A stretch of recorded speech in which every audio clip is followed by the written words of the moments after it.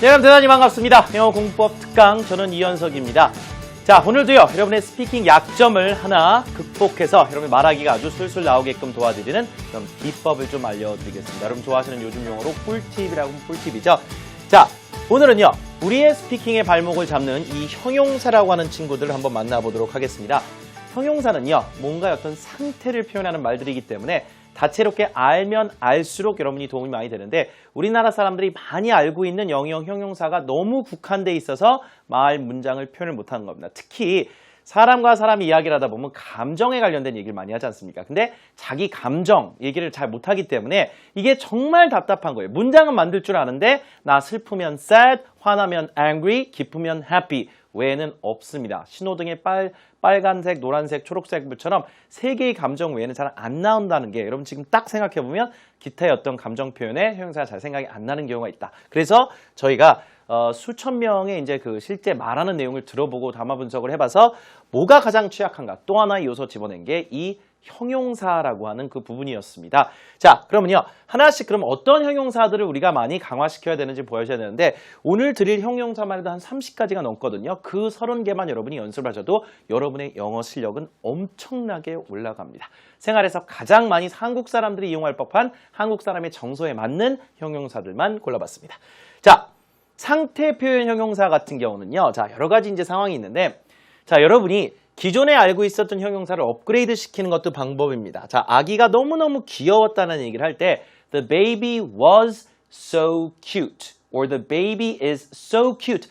cute라고 하는 건 귀여움의 의미를 누구나 다 알고 있는 단어잖아요. 자, adorable이라고 하는 단어는 아기한테 가장 많이 쓰는 말이고요. 새끼 강아지라든가 뭐 새끼 고양이라든가 정말 너무 깨물어주고 싶을 만큼 귀여운 그 정도의 강아할 때 쓰는 말인데 이 단어 자체가 adorable, 너무 귀여운의 의미가 있기 때문에 이 단어를 아시는 분들이 틀리게 쓰는 게 이 앞에 so를 넣어서 과하게 강조하는 경우가 있는데 자, the baby was so adorable 과합니다. 가급적 adorable이라고 하는 그런 형용사를 쓸 때는 so란 단어가 굳이 필요가 없습니다. 이 단어 여러분이 귀엽다에서 쓰셨으면 좋겠어요. 원어민들이 가장 많이 아기한테 묘사성을 쓰는 말인데 우리가 잘 모르는 형용사입니다. 자, 그 다음에 잘생겼다는 handsome, 예쁘다는 pretty, 혹은 beautiful 이렇게 통일이 되어 있는 게 우리나라 영어 특징 중에 하나인데 자, 오늘 영어 공부법 특강 여러분이 어떻게 영어를 공략해야 스피킹이 잘 되냐면 합성어들은 저희가 따로 모아서 한번 특강으로 정리를 또 해드릴 겁니다. 다음 강에서. 근데 good looking이라고 하는 말은 자, 요즘 뭐 비주얼이 좋다, 뭐 얼굴이 잘생겼다 이런 얘기 많이 하잖아요. 그러면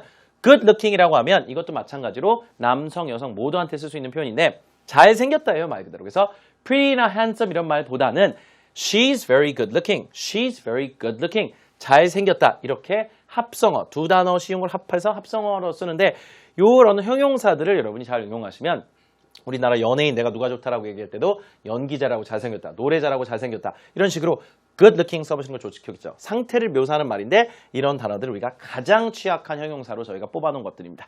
한국 사람들의 말하기 특징을 분석해보니 그래요. 자, I ate too fast because I was starving. 자, 배고팠다. hungry밖에 없습니다. 그걸 어떻게 해요? starving으로 고쳐주는 겁니다. 자, 이게 뭐예요?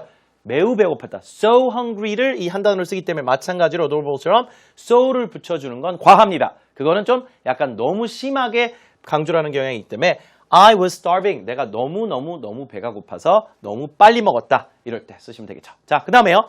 배부르다는 상태. 이것도 그냥 I'm full 이러고 맙니다. 자, 거기서 여러분 어떻게 해주시면 좋냐면 구어체에서 상당히 많이 쓰는 말이 stuff라는 건 꾸역꾸역 집어넣다의 의미도 있거든요. 그래서 I'm stuffed 하면 배가 꽉 찼다. 배에 더 이상 안 들어간다. 그래서 나는 완전히 이게 배가 꽉 찬 상태다. 배 터질 것 같다의 느낌입니다. I'm stuffed. 이렇게 얘기하면 이것도 형용사죠. 형용사는 그냥 원래 형용사인 애들이 있어요. adorable 같은 애들. 근데 stuff, 명사 같은 데다 ed를 붙인다든가 아니면 동사에 ed를 붙인다든가 ing를 붙여서 현재 분사나 과거 분사형 형용사들이 많거든요. 그러니까 이런 단어를 여러분이 응용하면 응용할수록 일상생활의 회화는 훨씬 더 강해지고 여러분의 약점이 극복이 되는 겁니다. 자, 이것도 대부분이 여러분 나 피곤해 힘들어 갈 때 I'm tired 그래요. I'm tired. 조금 더 하시는 분들이 I'm exhausted. 잘하는 거예요, 그 정도. 근데 burnt out이라고 하면 burn 타다 아닙니까? 나 다 타들어갔다. 힘을 다 지금 다 소진해 버렸다. 다 불태웠다고 하잖아요, 우리도. 그죠? 그래서 I'm burnt out. 야, 나 다 불태워서 지금 기진맥진이다. 기진맥진 형용사 burnt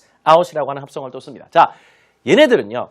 우리 일상에서 사용 빈도가 정말 어마어마한 그런 형용사들인데 가장 우리가 영어 한국 사람들 영어 말하기 스피킹 특징의 약점 중에 하나가 이 형용사 처리가 안 돼서 정말 답답한 마음 이루 표현할 수가 없습니다. 그래서 이런 단어들 갖고 여러분이 업그레이드 시켜볼 수 있으면 좋겠어요. 자, 이제 좀 감은 잡으셨죠? 오늘 우리가 할 내용. 자, 상태 표현하는 형용사들 잘 챙겨주죠. 랜덤하게 하겠습니다. 어차피 형용사는 랜덤하게 쓰는 거예요. 자, Y 붙은 형용사들도 기가 막힙니다. 얘네들은 정말 마법일 것 같아요. 해리포터로 말하면 정말 마법 같은 느낌인데 우리가 너무너무 못 쓰는 형용사들이 있어요. 자, 어떤 것들이냐면 명사나 동사에다 Y를 붙여주면 형용사가 되는데 그런 것들 우리 제도권, 중학교 교과서, 고등학교 교과에서 잘 다루질 않습니다. 근데 일상회화에서 원어민들의 어떤 대화를 분석해보면 그걸 또 담화 분석을 하는데 원어민들의 대화 내용을 쭉 녹음해 들어봐요. 한국인들의 대화 내용 쭉 녹음해 들어요. 비교해봐요. 이런 형용사 있고 없고 차이가 납니다. 그 이유는 우리가 기존 제도권에서 많이 강조 안 한 것도 있지만 느낌이 잘 안 나서인데 얘네들은요.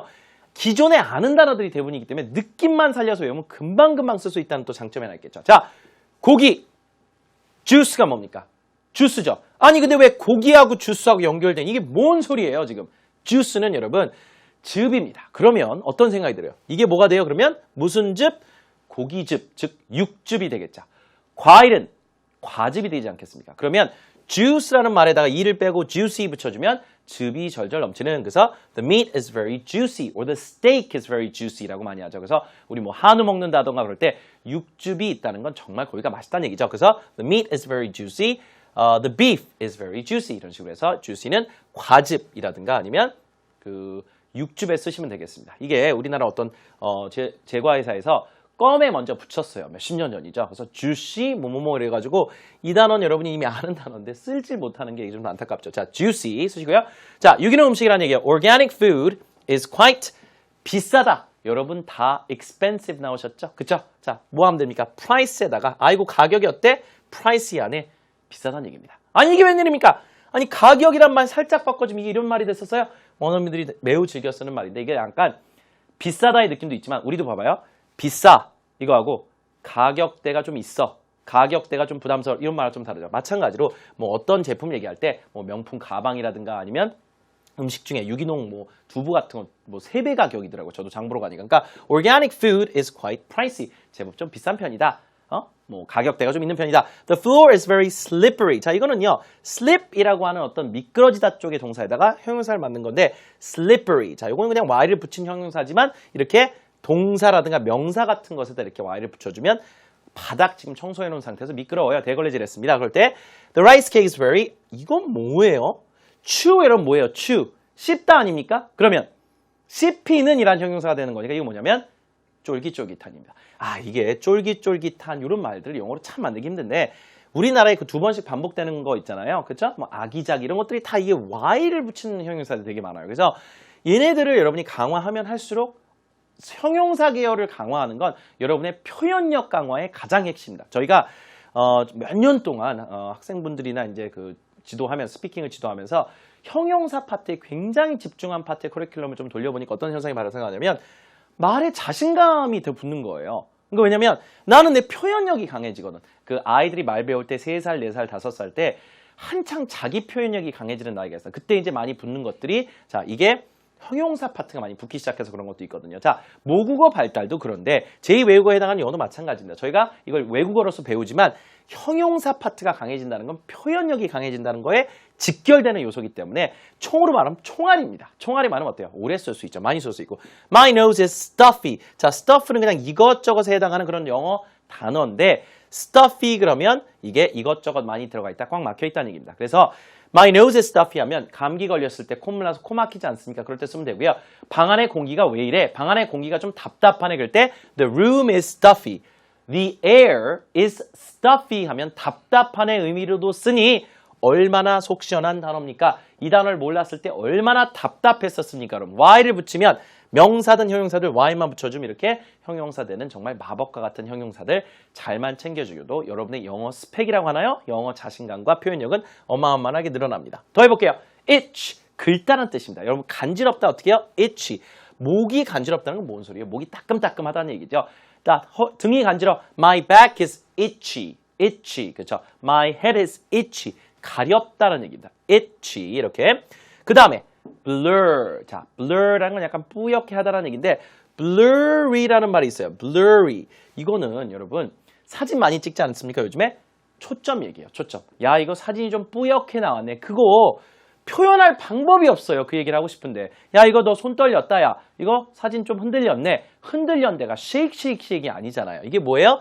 The picture is blurry 라고 하면 사진이 좀 흔들려서 초점이 안 맞는다.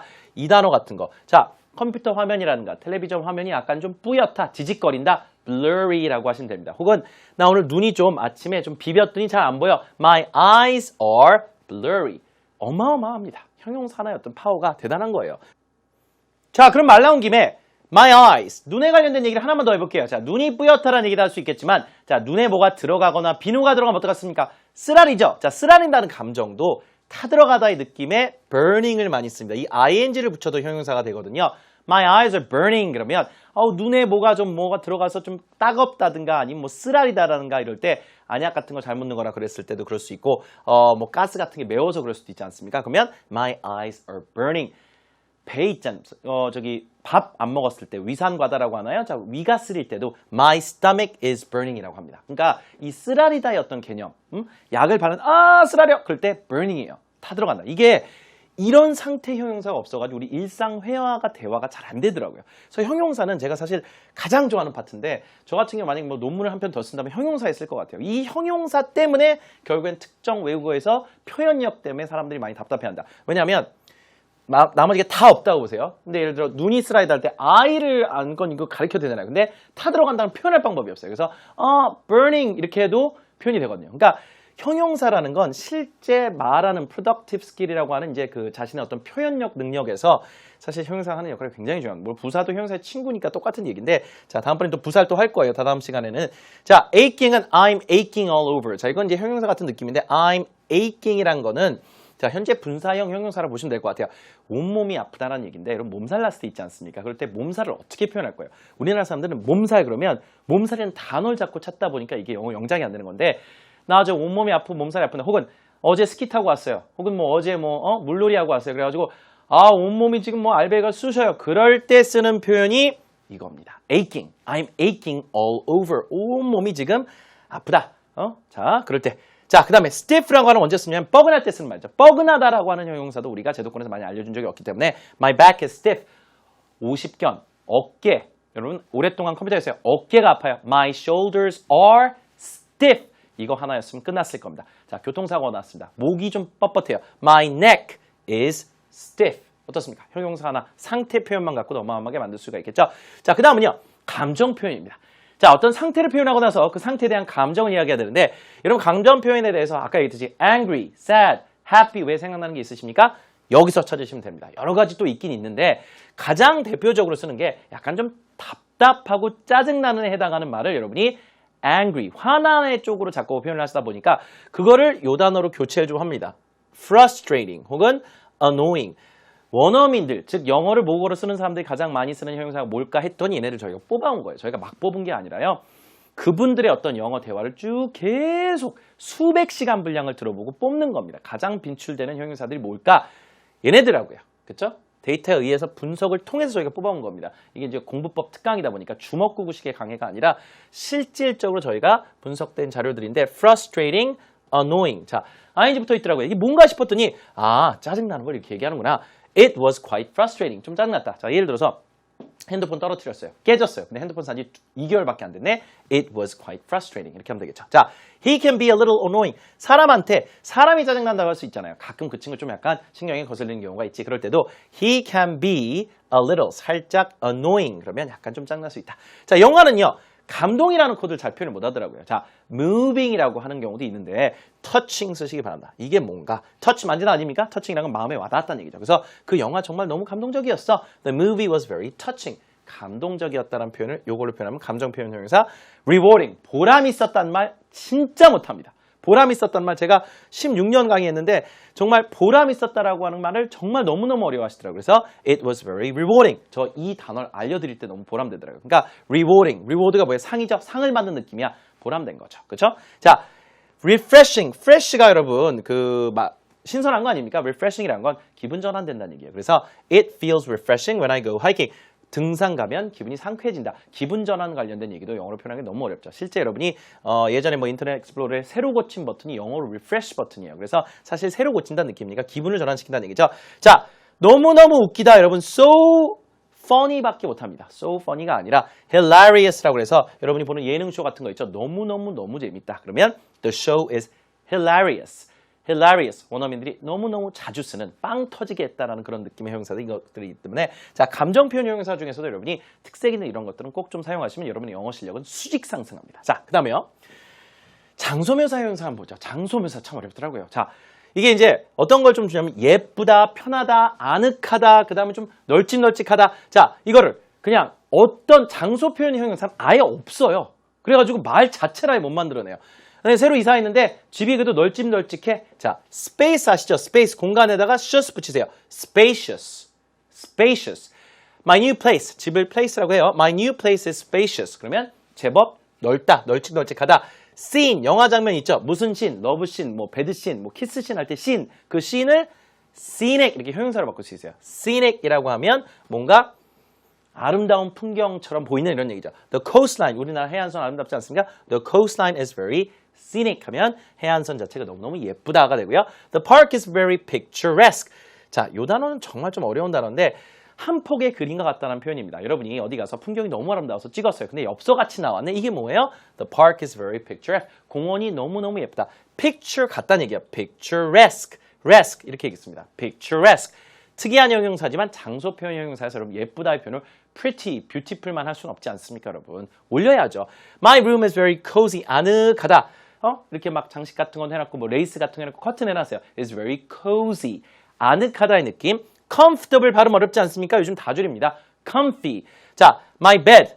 bed도 나오는 장소죠. My bed is very comfy. 느낌. My bed is very comfy. cozy. 요 두 가지만 잘 써도 자기 방 묘사할 때 기가 막힌 형용사가 탄생합니다. 여러분, 우리가 여태까지 영어 스피킹 막히는 이유 중에 가장 큰 이유는 다시 말씀드리지만 형용사 때문이었습니다. 자, 마지막에 오늘 마지막으로 성향 관련된 얘기만 하고 이제 끝낼 건데요.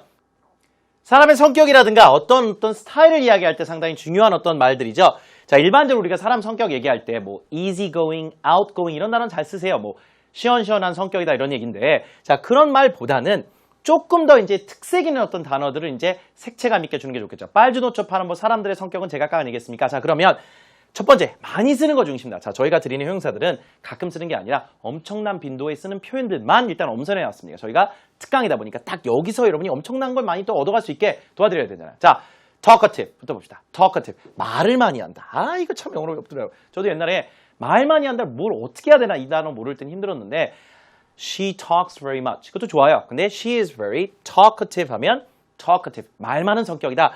끝이 없다. social이라는 건 사람들과 어울리는 성향을 얘기합니다. 그래서 I am a very social person. or I'm very social 이렇게 돼요. 그러면 사람 만나는 거 좋아하는 성격이다. 그죠? 뭐 대인관계 좋고 사람 만나는 거 좋다. pick 하면 고르다라는 얘기죠. 근데 자꾸 고르네. 까다로운 거죠. 자꾸 고른다는 얘기는. 그래서 I am picky 그럼 까다롭다는 얘기고 까다롭지 않을 수도 있죠. 특히 음식 관련된 거. 저 뭐든지 잘 먹어요. 여러분 영어로 만들 때 I eat everything이 아니라 I'm not picky with food 이렇게 해주면 기가 막힙니다. 자, 이게 picky라는 형용사를 몰랐기 때문에 못했던 말이에요. 자, 부정어 I'm not picky with food.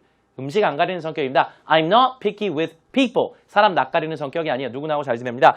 I get a bit moody. 자, 이거는 moody라는 건 좀 감정 기복이 있는 거죠. 가을 탄다는 얘기예요. I get a bit moody in the fall. My parents are very active 하면 굉장히 활동적이신 편이다라는 얘기예요. 활동적이다. 연세가 있으신 분들 불구하고 밖에 등산하는 거 좋아한다. proactive는 뭐냐면요. 여러분 능동적이라는 얘기입니다. I always try to be proactive. 자, 활동적이다, 능동적이다. 확실하게 느낌이 좀 다르지 않습니까? 이런 형용사도 우리가 본인 묘사하거나 누구 성향 묘사할 때 매우 유용합니다. 자, 오늘은요. 형용사 파트를 잘 여러분이 특강에서 준비를 해봤는데 여러분이 형용사만 강화해도 정말 표현력이 엄청나게 올라가는 거 알아두시고 오늘 배운 형용사를 일상에서 꼭 쓰셔서 여러분 영어 말하기에 더욱더 자신감이 생기시기 바랍니다. 다음 시간에 뵙겠습니다.